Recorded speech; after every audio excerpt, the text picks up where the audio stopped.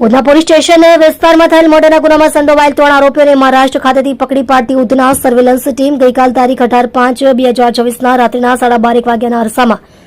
Udhna road number 6 ભંગારની દુકાન પાસે ફરિયાદી શ્રીનો દીકરો તેમના મિત્રોની સાથે ઉભેલ હતો ત્યારે ફરિયાદી શ્રીના દીકરાને આજથી 3 માસ અગાઉ કિશન સોમાભાઈ પરમાર, પંકજ દોલત પાટીલ, મિલિંદ નવલ કોળી સાથે બોલાચાલી અને ઝઘડો થયેલ, જેને દાવત રાખી કિશન સોમાભાઈ પરમાર, પંકજ દોલત પાટીલ, મિલિંદ નવલ કોળી તથા અન્ય આરોપીઓ સાથે આવી ફરિયાદીશ્રીના દીકરાની સાથે ઝઘડો તકરાર કરી તેમની પાસે તીક્ષ્ણ હથિયાર વડે ફરિયાદીશ્રીના દીકરાને પેટની ડાબી બાજુ તથા ડાબા કાન પાસે તથા ડાબા ગાલ પાસે અને બંને પગની જાંઘના ભાગે તીક્ષ્ણ હથિયાર વડે ગંભીર જીવલેણ ઇજાઓ પહોંચાડી મોત નિપજાવી અને ફરિયાદીશ્રીના દીકરાના મિત્રો છોડાવવા વચ્ચે પડતા તેમને પણ જાનથી મારી નાખવાની ધમકી આપી નાસી જઈ ગુનો આચરેલ હોય,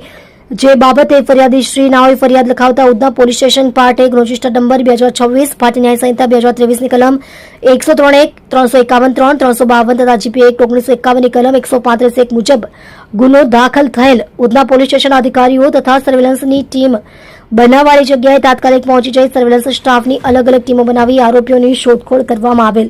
તે દરમિયાન સર્વેલન્સ સ્ટાફના પોલીસ માણસો સદર ગુનામાં સંડોવાયેલ આરોપીઓ મિલિંદ નવલ કોળી ઉંમર વર્ષ 30, ધંધો બેકાર, રહે ઘર નંબર 66 ગણેશનગર સોસાયટી, જમના પાર્કની બાજુમાં, નવા ગામ,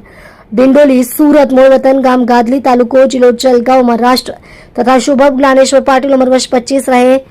74, ખોડિયારનગર, નવા ગામ, ડિંડોલી, સુરત, મૂળ વતન ગામ પીપળખેડ, તાલુકો જિલ્લો જલગાંવ, મહારાષ્ટ્ર તથા રોહિત ગૌતમ સોનવણે ઉંમર વર્ષ 23, રહે પ્લોટ નંબર 196, મહાદેવનગર 3, ડિંડોલી, સુરત નાઓને મહારાષ્ટ્ર ખાતેથી પકડી પાડી ખૂબ જ સારી અને પ્રશંસનીય કામગીરી કરેલ છે.